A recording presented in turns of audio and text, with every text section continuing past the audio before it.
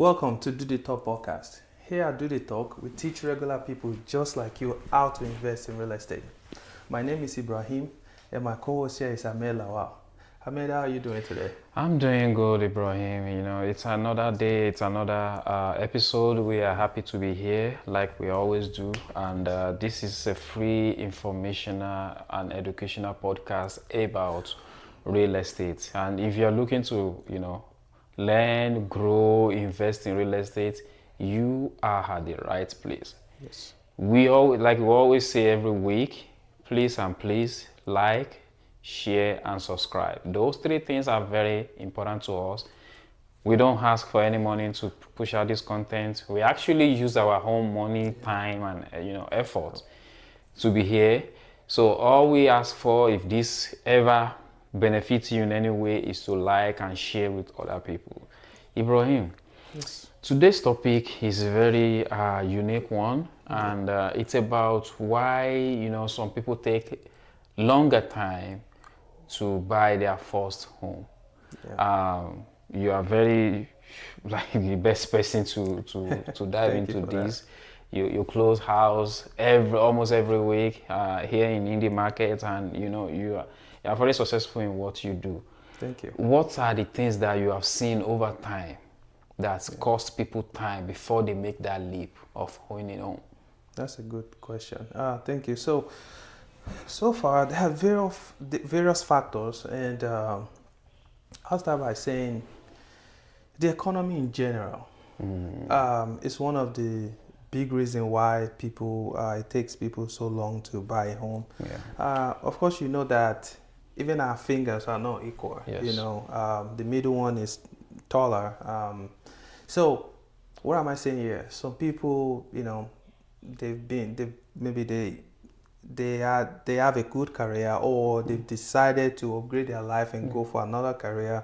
They have a good paying job, and also they've met someone, or they learned that they have to build their credit up. That person has good credit and good, so essentially good financial knowledge and skills to navigate the system, and such a person in most cases will be able to buy a home before an individual that maybe really have someone that has that knowledge he or she can work with and guide them through. And also the person may be doing an average job where it takes some time to raise the money for the down payment, and so in general everyone's finances is kind of different. So it will take some people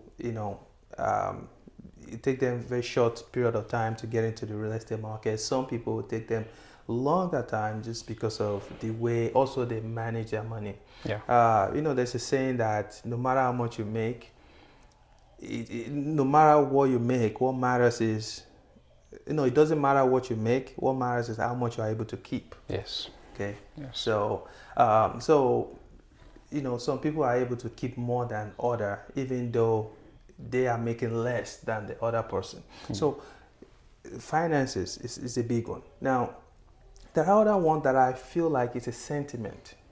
I call it sentiment because it shouldn't be a reason that you owe someone back, but because of the way culture, religion, and the society has, made it like a normal thing to consider before buying a home. It's one of the big factors, and it affects the immigrant community and the minority mostly versus the majority.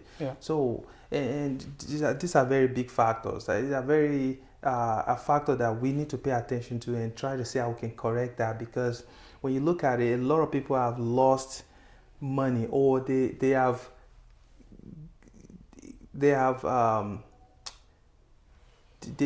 declined to take the advantage or to acquire assets that they should have been in that position, that they have the position to acquire, but they give it away just because they did not pursue it.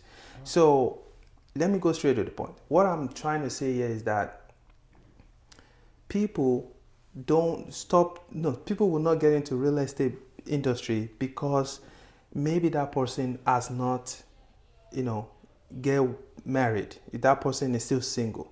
Yeah. Maybe that person is still young. Yeah. Because They think they are young. yeah, because society they kind of make it look like you have to be like 30 years old, 28 years old, 45, 39 to Yeah. buy a home. Yeah. People they associate home ownership to being you have to be in a particular age before you can buy a home. Yeah. And we all know that as long as you are 18 or above, nobody will stop you from buying a home if you Yes. have a good job. Okay. Yes. So so age is one of the big factor. A lot of people they are waiting, even though I know like a couple of people that they have a good job, especially in the healthcare field. We know healthcare job as secure, like Yeah, way secure they're stable. than secure, stable, and reliable than many other fields out there. They have a good job, but because of that person's age, he or she may find it difficult to get into the market just because of they are not even thinking about that. They see it as okay, they still have a lot of years to stay, and I mean that they can leverage on before they buy a home, not knowing that they are letting money, they are letting money, or they are not leveraging enough on what they can do, because the quicker you get into the market, the better for you.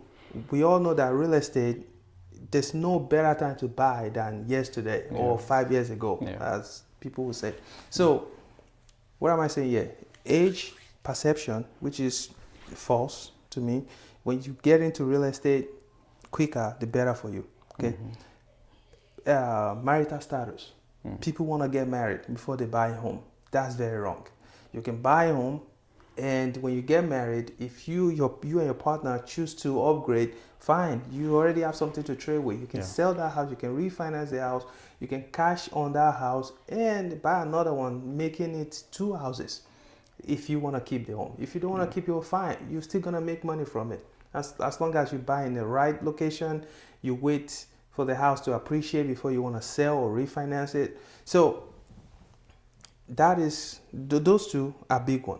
The last one that I think is the problem is not knowing how to manage your resources. Okay, you have. I've seen somebody that has $12,000 in a bank account, and me and this person were talking and say, "Oh, I don't have much, but I have 12,000. Okay, good.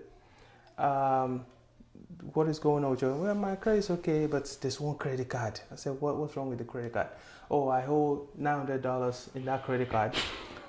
Why? So I said, "Okay, what's going on? You're gonna pay that?" He said, "No, I don't want to pay." I said, "Why?" He said, "Because it's an AT&T. I took a phone and the phone damaged. I had an insurance. The insurance was saying that they're not gonna pay for that because the accident was more of it looks like it's a human damage, not not like a accidental. So because of that, they said they don't want to pay. So I incurred this debt because it's through Verizon. AT&T, sorry, through AT&T. So my point is, they took him to collection. I'm like, why would you have $12,000 in your account? Pay that money and let it go. Let you have a good credit so you can buy a home, because that is watching your credit. But this person grandstanding and thinking that, okay, if I just don't pay that because they are at fault, or whoever is at fault, you have the money to pay it off so you can buy a home. But this person is saying, "Oh, they told me that this happened like 4 years ago, and they told me that after 5 or 6 years it will go away." Now this person want to wait another 2 years to let that charges go away before buying a home. So what this person is not understanding, or is not able to comprehend, is that if he had bought a home that 4 years ago when it happened, it would have gained a lot of equity by now. Now, another thing that he doesn't understand now, let's say he had made the mistake. Now that you have the money, you want to wait another 2 years. Every single month, Yeah, losing In money. average, the builder add at least $1,500 to the cost of a home. Yeah. So when you count 24 months, they have to go up about more than $25,000. Yeah. And you're gonna wait And lose because that of 25. $900 and wait to let go 25,000. You see, and again, nobody guarantee what the interest rate will be then. Yeah. So my point is, we have to understand finances. If you don't understand it, try to meet with people and see, how you can better manage your finances. Yeah. So long story short, I was able to convince this person that, hey, it does not make sense. Yeah. You're missing out. So he paid, we sort out the collection and everything. This person is now a homeowner. Like, he bought a home, we closed successfully. But it took him a step, which is, I actually commend him that he came to my office and he talked to me, because if he didn't come and he's still saying he'll wait another 2 years, yes, he will buy a home then, but he will pay more. Yeah. And it's not just he lose out on all the equity. Yes, it's not just financially smart, to say the least, to wait another 2 years because of $900 from AT&T collection and everything. So, Ahmed, we can't stress this enough. There are a lot of reasons. There are different kind of example or personal experience that you've seen people and the way they manage their resources and everything. What else can you say to this, or what is your opinion about this topic? So, thank you, Ibrahim. I think the guy you just tell us about his situation is lucky. Because not so many people are lucky to talk to people like you to educate them on what they are missing out. I say that because a lot of time now, I don't tell people what they are going to gain anymore. I will tell them what they are missing out on. Because you see, people, when they see gain, they be like, well, they feel entitled to what they are going to gain. But when they tell them what they are missing out or the risk of not taking action, then that put them on an alert mode, because their dopamine is like, oh, if you don't do that, you're going to... They're missing this. So they want to take action. So he's very lucky. And that will bring me to my first point, which is a lot of people listen to their family members, their friend, that doesn't have what they're looking to achieve. Oh, that's a big one. So you want to buy a house, you are talking to your friend that him or her sister already told him or her, like, oh, if you buy a house, you're just going to get stuck, just because the finances of that sister is not in order. Now you are talking to that friend, and that friend is now telling you what her sister told him or her. And that friend doesn't have a home too. They don't even have anything. So, now you are taking their word for it because you guys are friends. Correct. So that is a very big thing among people nowadays. And it's very sad that we go to doctors when we are sick. If our car breaks down, we find a mechanic to help us fix it. If we have any problem with our teeth, we go to the dentist to help us take care of it. But when it comes to finance, when it comes to investment, when it comes to real estate, we see all those experts as fortune, someone out there to take our money. So I still don't get it, because we go to work for money. Now, to protect it, we are being cheap about it. In fact, I will use skeptical, not cheap, because talking to real estate, this guy just talked to you doesn't mean you're going to help him buy the house, but you are able to enlighten him, and in return, you are able to help him buy the house, right? We're able to close on the home. So you see how that works. So my thing is, talk to experts. Forget your sister have 2-3 houses. If they are not real estate professional, you can take one or two of their words that is good, encouraging, but the one that is pessimistic, dismissive, don't just listen to them. Ask another person to see if that thing is actually real and how can you mitigate it. That is what knowledge is for. Everything is a risk. If you drink water the way you are not supposed to drink it, you will get hurt, either by choking or something. But you will get hurt. So everything is education. That is why little kids, when you give them food, they choke on the food because they haven't mastered how to do it. Even the adults, when you drink certain way or you breathe at the same time you are drinking, you get choked. Because you are not supposed to do those things concurrently. So that is my point. Make sure you talk to experts and leave your friend that is not a real estate out of the deal. If you want a tax advice, go to tax experts. So my thing is, we're talking about real estate here. So if you need any real estate advice, make sure you go to real estate experts. You don't know how to manage, you want to rent your house out, talk to property manager. You don't know what your house worth, talk to real estate agent to give you CMA, give you appraiser. So that is one. Another one is, a lot of people are of the opinion that you need huge amount of money if you want to buy real estate. That is why they don't even make a move, because their work, they hardly pay their bills. So they don't even have any savings. Unfortunately. What you don't know is, which is still go back to the first point. What you don't know is there are a lot of relief program out there if you're a first-time home buyer that you can take advantage of. But if you don't talk to Ibrahim, who does this every day, you don't know, right? So it is very, very important. If something is not clear and you desire it, you want it, ask questions. That's all you have to do. That is where clarity will come from. So a lot of people don't know there are programs that take 3%, they take 5%.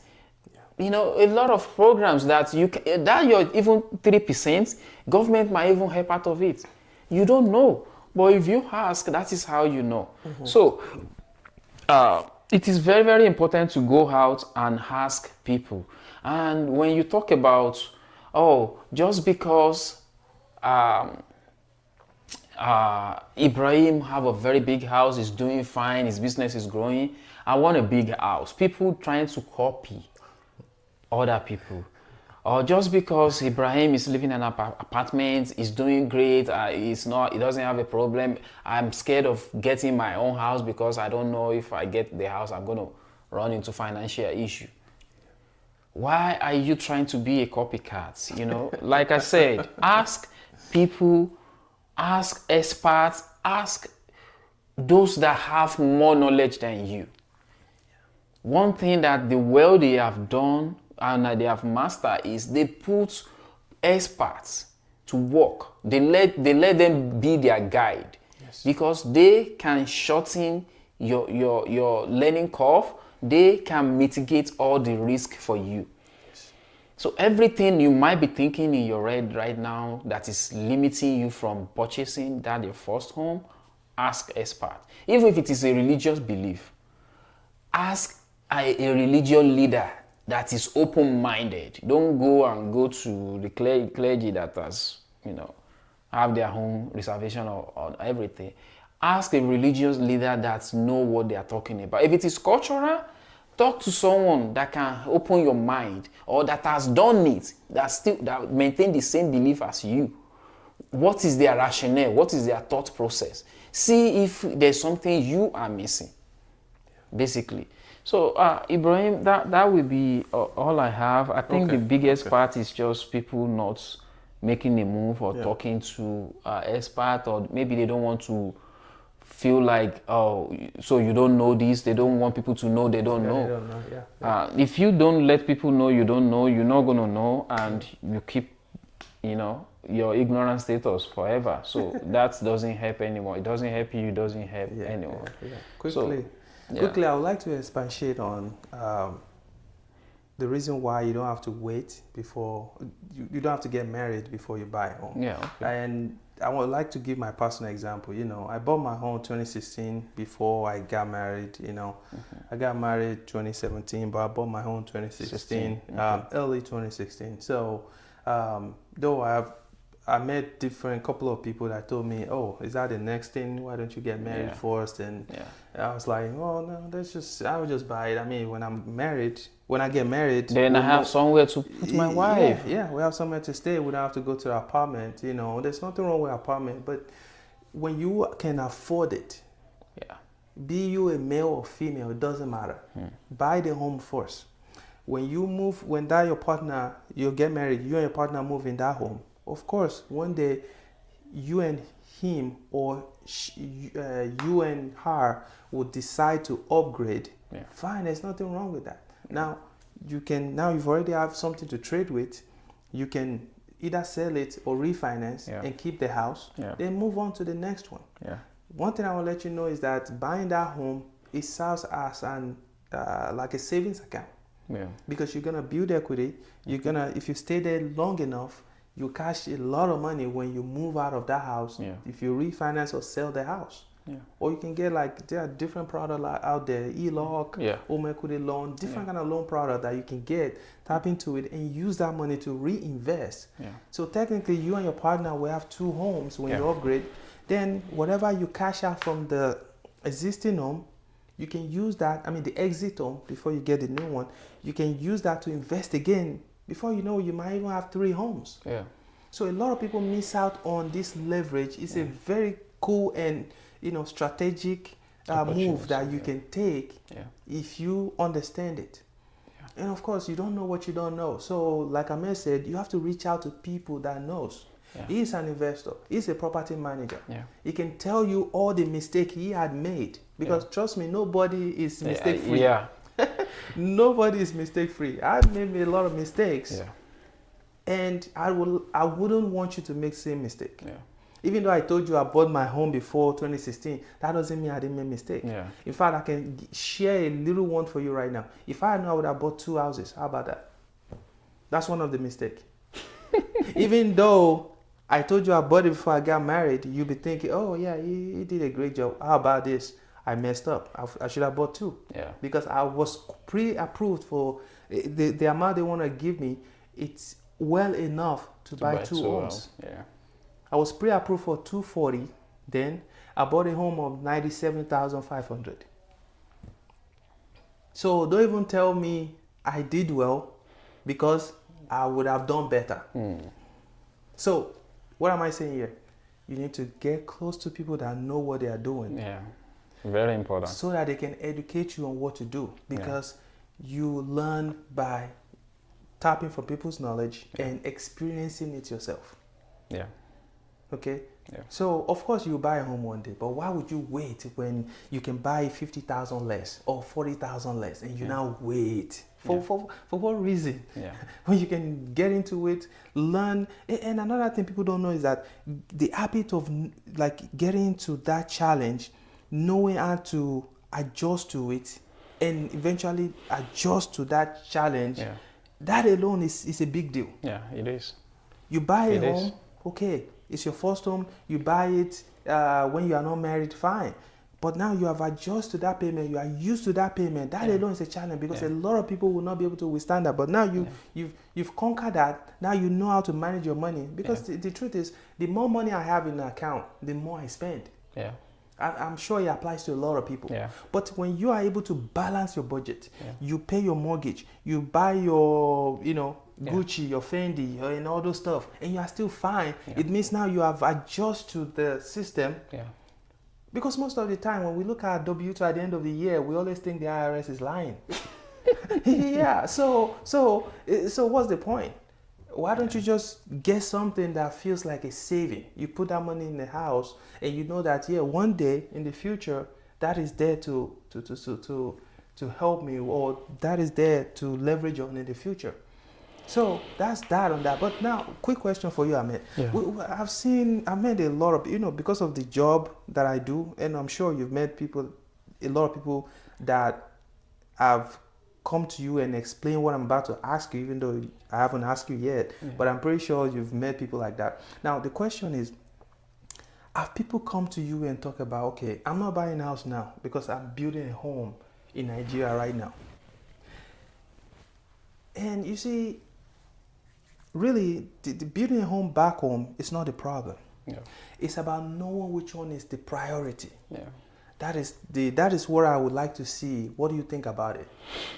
Yeah, that's a very, very, very controversial Very, very topic. controversial, yeah. There's nothing wrong, just like you said, in building houses back home for us that are immigrants, you know, dual life, so to say. There's absolutely nothing wrong with it. But my question really to the person that want to build back home first will be, what are you doing here? Do you have your own company?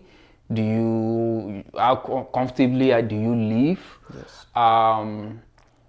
If you are still going to group home to work, if you are still going to warehouse, even if you are an IT guy or you are a nurse that still have to work to survive, I still don't feel like you qualify. This is the reason. Here is the biggest economy in the entire world. That is arguably. That is nobody will disagree on that. Yes. So you are blessed to be in the biggest economy in the entire world, and you are making your money here, and you are taking it to where you hardly go. People spend, maybe if you go yearly, maybe you spend 2 weeks every year in that place, which is out of 52 weeks we have in a year. Now, the rest of your 50 weeks, you spend it here. And the economy here is more favorable. Why not invest here, build here? Your money will now be giving you more money, and that extra money that is coming in while you are still working, you can use it to build house back home. I don't have problem building back home, but invest here first. Ensure that you have something bringing you extra money that doesn't depend on you trading your time. That makes sense. Be stable here first. Yes. Essentially. Okay. So not trading your time. In fact, you can even decide, okay, now I make this investment. This investment is good. Now I want to sell this house to buy this bigger property. The little proceed that I see there, maybe $50,000, $60,000. Let me take this home and buy a house, not build. Buy a house, a mansion. So that's even better, to buy, Back not home. just be building. Okay. Because the process of building, what you face might be. And a lot of people are going to hit up your money. Wow. The risk of, do you know how many people send money back home and go home to meet nothing? And they've never acquired what they are actually, their projects. It's not there. People that are washing toilets here.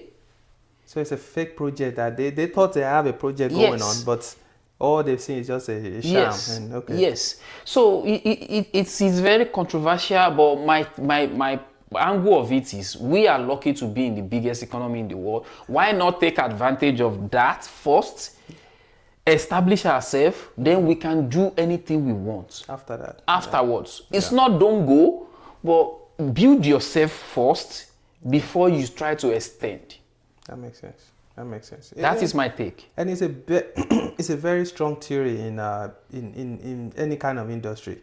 If you are trying to, even in Yoruba adage, you cannot put like multiple woods in the fire at the same time. Yeah. You have to at least get stable in where you are. Yeah. You are in the US, like you said, a very booming economy versus other countries. Yeah. No country is perfect, but the GDP is very high. Yeah.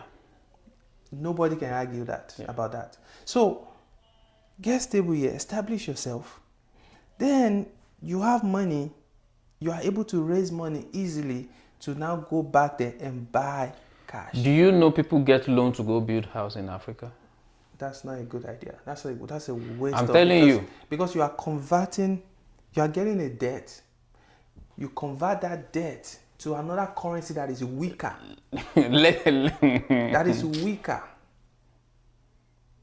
This is, I think this is a whole topic on its own, Yeah. Ibrahim. Okay, we can talk about that another day. But This is a whole topic on its yeah, own. Like, essentially what we are saying is you have to be very smart with Yeah. your finances. Yeah. You have to, and you don't have to know everything. Reach out to people that know. Yeah. Get advice from them so that you can leverage on the economy. This is a very big country with a good economy. Yeah. Leverage on it. Be financially independent.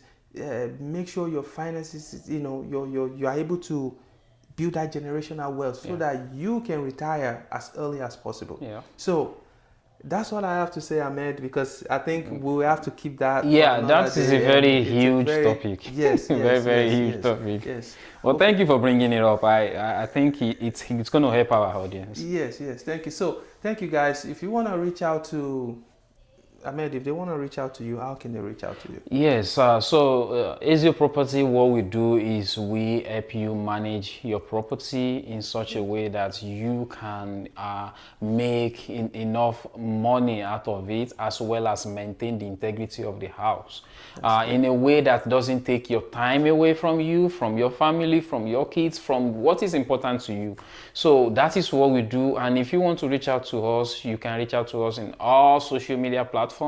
AzioPM is our handle, and you can go to our website haziopm.com. Anything you want is on there. If you want to rent a house as well, you can go on there. There's a list of inventory that we have available, and you will be able to see what suits you. Ibrahim, if people want to reach out to you, how can they do that? Thank you. So you guys can just go on your phone, type ibrealtors.us, go to our website, the WhatsApp, the Instagram, Facebook, TikTok, everything is there. Click on the link. You can DM us. Yeah. You can call the number 317-728-0213. Anything concerning real estate, that's what we do. We'll take care of that for you. If you want to build, buy, or sell your home, we do that all day. I'm going to use Ahmed word. That's our bread and butter. So you get the point. So until then, we'll see you guys next week. Peace.